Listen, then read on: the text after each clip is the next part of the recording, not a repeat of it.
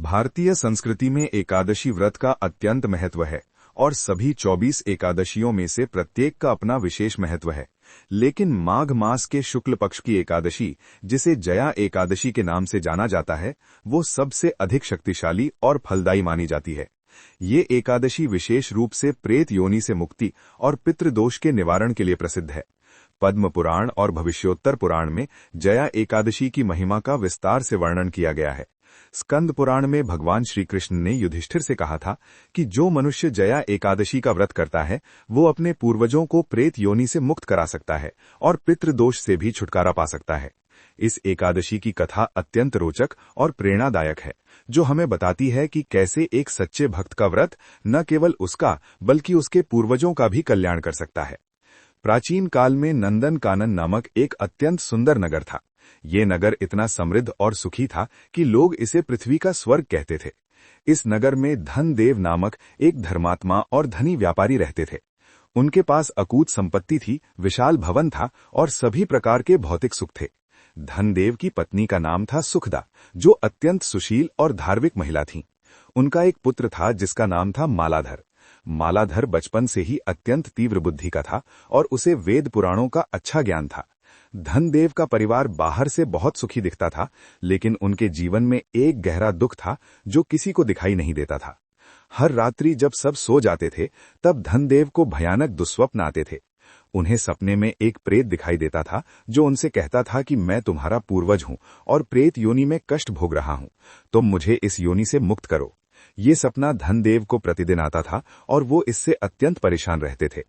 धनदेव ने अनेक ज्योतिषियों और पंडितों से परामर्श किया। सभी ने कहा कि आपके कुल में पितृदोष है।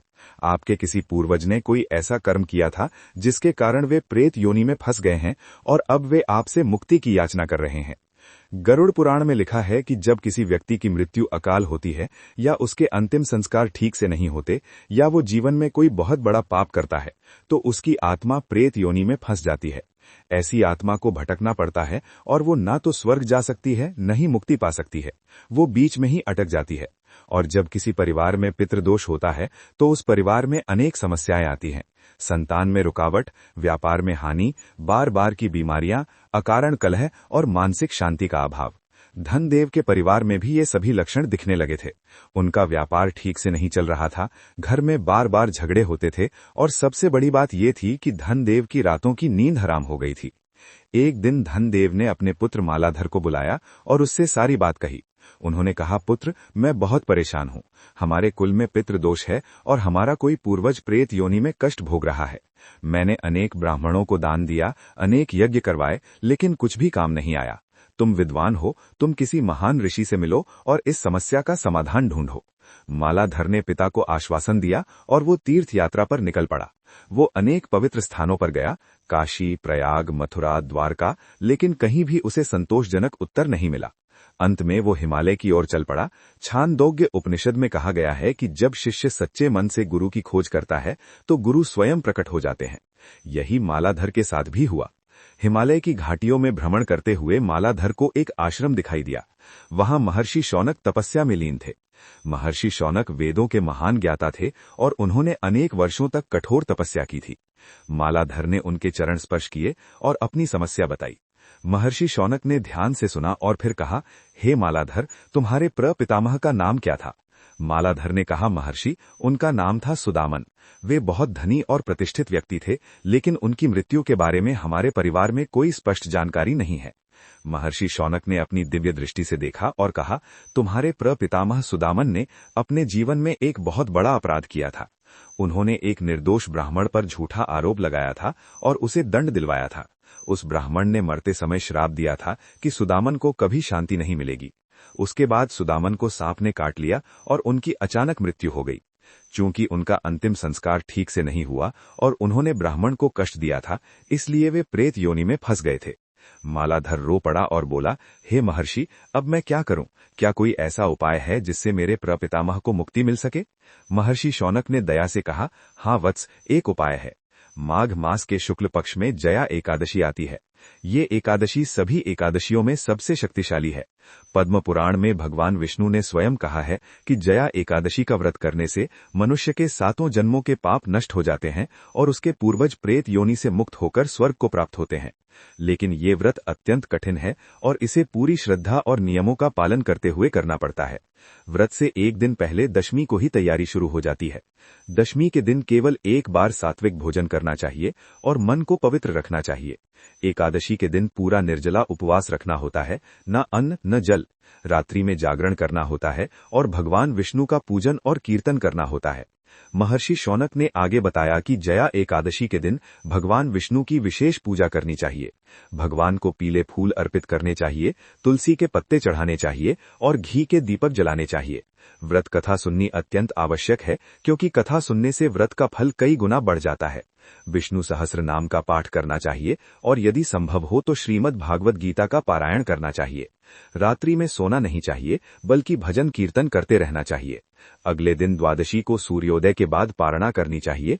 पहले भगवान को भोग लगाएं, फिर ब्राह्मणों को भोजन कराएं और उसके बाद ही स्वयं भोजन करें। यदि संभव हो तो गरीबों को अन्न, वस्त्र और धन दान करना चाहिए। विशेष रूप से अपने पितरों के नाम से तर्पण अवश्य करना चाहिए। एक तांबे के पात्र में जल, तिल और जौ लेकर दक्षिण दिशा की ओर मुख करके पितरों को अर्पित करें और उनकी शांति की प्रार्थना करें। ब्रह्म वैवर्त पुराण में कहा गया है कि एकादशी व्रत भगवान विष्णु को अत्यंत प्रिय है और इस दिन किया गया कोई भी पुण्य कार्य 1000 गुना फल देता है। मालाधर ने महर्षि शौनक से व्रत की विधि विस्तार से सीखी और अगली जया एकादशी का इंतजार करने लगा।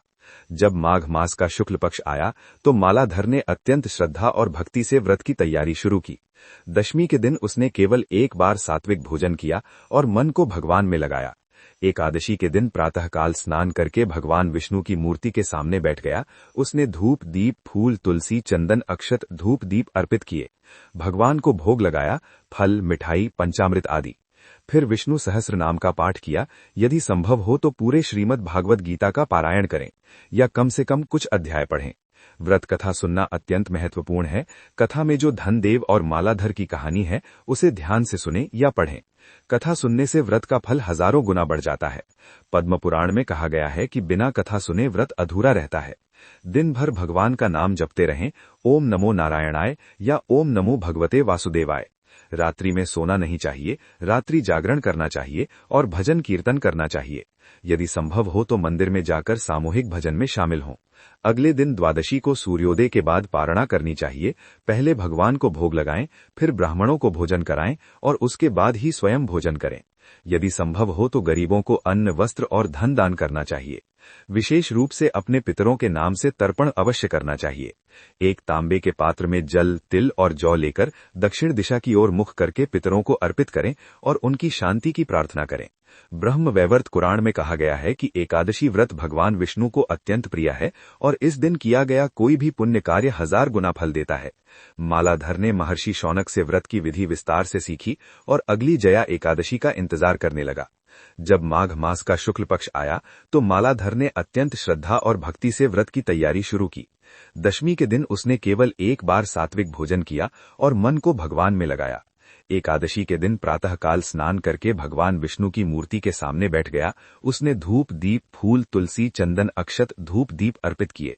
भगवान को भोग लगाया, फल, मिठाई, पंचामृत आदि। फिर विष्णु सहस्र नाम का पाठ किया। यदि संभव हो तो पूरे श्रीमद् भागवत गीता का पारायण करें या कम से कम कुछ अध्याय पढ़ें। व्रत कथा सुनना अत्यंत महत्वपूर्ण है। कथा में जो धनदेव और मालाधर की कहानी है उसे ध्यान से सुने या पढ़ें। कथा सुनने से व्रत का फल हजारों गुना बढ़ जाता है। पद्म पुराण में कहा गया है कि बिना कथा सुने व्रत अधूरा रहता है। दिन भर भगवान का नाम जपते रहें, ओम नमो नारायणाय या ओम नमो भगवते वासुदेवाय।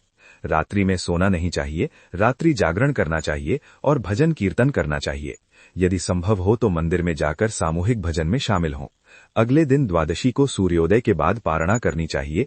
पहले भगवान को भोग लगाएं, फिर ब्राह्मणों को भोजन कराएं और उसके बाद ही स्वयं भोजन करें। यदि संभव हो तो गरीबों को अन्न, वस्त्र और धन दान करना चाहिए। विशेष रूप से अपने पितरों के नाम से तर्पण अवश्य करना चाहिए। एक तांबे के पात्र में जल, तिल और जौ लेकर दक्षिण दिशा की ओर मुख करके पितरों को अर्पित करें और उनकी शांति की प्रार्थना करें। ब्रह्म वैवर्त पुराण में कहा गया है कि एकादशी व्रत भगवान विष्णु को अत्यंत प्रिय है और इस दिन किया गया कोई भी पुण्य कार्य 1000 गुना फल देता है। मालाधर ने महर्षि शौनक से व्रत की विधि विस्तार से सीखी और अगली जया एकादशी का इंतजार करने लगा। जब माघ मास का शुक्ल पक्ष आया तो मालाधर ने अत्यंत श्रद्धा और भक्ति से व्रत की तैयारी शुरू की। दशमी के दिन उसने केवल एक बार सात्विक भोजन किया और मन को भगवान में लगाया। एकादशी के दिन प्रातःकाल स्नान करके भगवान विष्णु की मूर्ति के सामने बैठ गया। उसने धूप, दीप, फूल, तुलसी, चंदन, अक्षत, धूप दीप अर्पित किए। भगवान को भोग लगाया, फल, मिठाई, पंचामृत आदि। फिर विष्णु सहस्र नाम का पाठ किया। यदि संभव हो तो पूरे श्रीमद् भागवत गीता का पारायण करें या कम से कम कुछ अध्याय पढ़ें। व्रत कथा सुनना अत्यंत महत्वपूर्ण है। कथा में जो धनदेव और मालाधर की कहानी है उसे ध्यान से सुनें या पढ़ें। कथा सुनने से व्रत का फल हजारों गुना बढ़ जाता है। पद्म पुराण में कहा गया है कि बिना कथा सुने व्रत अधूरा रहता है। दिन भर भगवान का नाम जपते रहें, ओम नमो नारायणाय या ओम नमो भगवते वासुदेवाय। रात्रि में सोना नहीं चाहिए, रात्रि जागरण करना चाहिए और भजन कीर्तन करना चाहिए। यदि संभव हो तो मंदिर में जाकर सामूहिक भजन में शामिल हों। अगले दिन द्वादशी को सूर्योदय के बाद पारणा करनी चाहिए। पहले भगवान को भोग लगाएं, फिर ब्राह्मणों को भोजन कराएं और उसके बाद ही स्वयं भोजन करें। यदि संभव हो तो गरीबों को अन्न, वस्त्र और धन दान करें। विशेष रूप से अपने पितरों के नाम से तर्पण अवश्य करें। एक तांबे के पात्र में जल, तिल और जौ लेकर दक्षिण दिशा की ओर मुख करके पितरों को अर्पित करें और उनकी शांति की प्रार्थना करें। जया एकादशी के दिन कुछ विशेष नियमों का पालन करना अत्यंत आवश्यक है। पहला, इस दिन पूरी तरह सत्य बोलना चाहिए, किसी से झूठ नहीं बोलना चाहिए।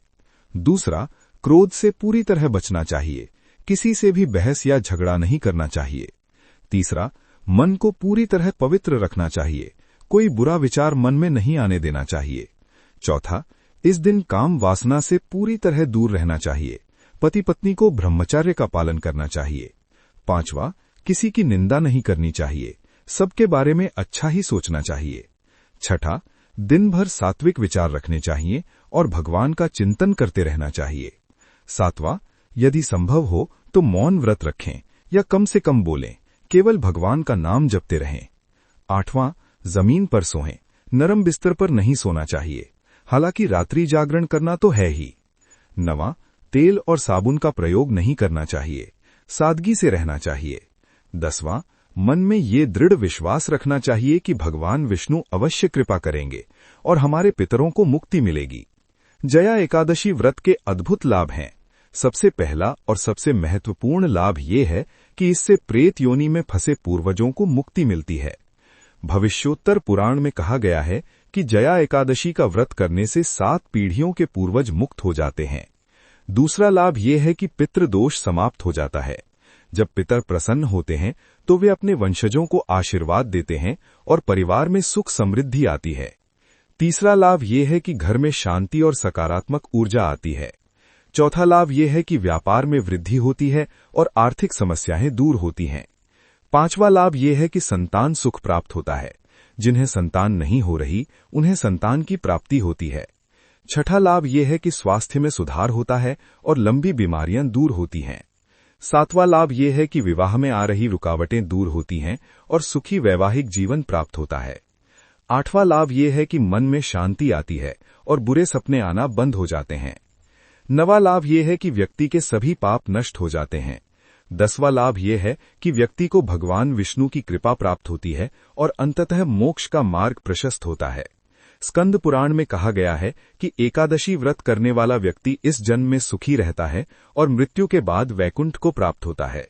लेकिन याद रखें कि ये सभी लाभ तभी मिलते हैं जब व्रत पूरी श्रद्धा, विश्वास और नियमों के साथ किया जाए।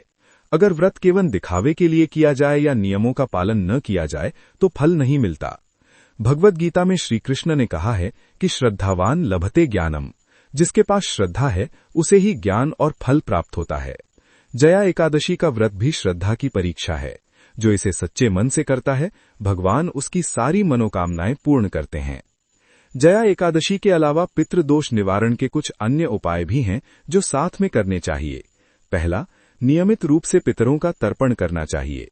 हर अमावस्या को पितरों को जल अर्पित करना चाहिए। दूसरा, पितृपक्ष में अवश्य श्राद्ध करना चाहिए। आश्विन मास के कृष्ण पक्ष को पितृपक्ष कहते हैं और इन 15 दिनों में पितरों की पूजा करनी चाहिए। तीसरा, यदि संभव हो तो गया जाकर पिंडदान करना चाहिए। गया को पितरों की मुक्ति का सबसे पवित्र स्थान माना जाता है। चौथा, वट सावित्री व्रत करना चाहिए जो पति की लंबी उम्र और परिवार की सुख शांति के लिए होता है। पांचवा, रुद्राभिषेक करवाना चाहिए। भगवान शिव की पूजा से पितृदोष दूर होता है। छठा, रुद्राभिषेक करवाना चाहिए। भगवान शिव की पूजा से पितृदोष दूर होता है। छठा, महामृत्युंजय मंत्र का जाप करना चाहिए। ये मंत्र अकाल मृत्यु को टालता है और पितरों को भी शांति देता है। सातवां, पीपल के वृक्ष की पूजा करनी चाहिए और उसकी परिक्रमा करनी चाहिए। आठवां उपाय है कि गरीबों को भोजन कराना चाहिए। अन्नदान सबसे बड़ा दान माना जाता है और इससे पितर प्रसन्न होते हैं। नवां, ब्राह्मणों को दान देना चाहिए, अन्न, वस्त्र, गाय, धन आदि। 10वां, किसी मंदिर या धर्मशाला में सेवा करनी चाहिए। 11वां, तुलसी का पौधा घर में लगाना चाहिए और उसकी पूजा करनी चाहिए। 12वां, गौ सेवा करनी चाहिए। गाय को भोजन कराना, गौशाला में दान करना अत्यंत पुण्य का काम है। 13वां, हनुमान चालीसा का नियमित पाठ करना चाहिए। 14वां, सूर्य देव को जल अर्पित करना चाहिए। पितृदोष में सूर्य कमजोर होता है, सूर्य की पूजा से लाभ होता है। 15वां, सबसे महत्वपूर्ण है अपने जीवित माता पिता की सेवा करना। जो व्यक्ति अपने जीवित माता पिता की सेवा करता है उसके पितर स्वतः प्रसन्न हो जाते हैं। मनुस्मृति में कहा गया है कि माता पिता की सेवा सबसे बड़ा धर्म है और सबसे बड़ा तप है। अंत में ये समझना आवश्यक है कि पितृदोष कोई सजा नहीं है, बल्कि ये हमारे पूर्वजों का संकेत है कि वे हमारी मदद चाहते हैं। हमें उनकी उपेक्षा नहीं करनी चाहिए। हमारे पूर्वजों ने ही हमें ये जीवन दिया है, उन्होंने ही हमारे लिए संघर्ष किया है। अब उन्हें हमारी मदद की जरूरत है तो हमें पूरी श्रद्धा से उनकी मदद करनी चाहिए। जया एकादशी एक ऐसा शक्तिशाली व्रत है जो हमें ये अवसर देता है कि हम अपने पितरों का ऋण चुका सकें, उन्हें मुक्ति दिला सकें। श्रीमद् भागवत पुराण में कहा गया है कि जिस परिवार में पितरों का सम्मान होता है उस परिवार में लक्ष्मी का वास होता है। इसलिए हर व्यक्ति को जया एकादशी का व्रत अवश्य करना चाहिए। ये व्रत न केवल हमारे पितरों का कल्याण करता है बल्कि हमारे जीवन को भी सुखी, शांत और समृद्ध बनाता है। यही जीवन का सच्चा उद्देश्य है, अपने पूर्वजों का ऋण चुकाना और अपनी आने वाली पीढ़ियों के लिए अच्छे संस्कार छोड़ना। अगर आपको ये जानकारी अच्छी लगी तो वीडियो को ज्यादा से ज्यादा शेयर करें और चैनल को सब्सक्राइब करें। ओम नमः शिवाय।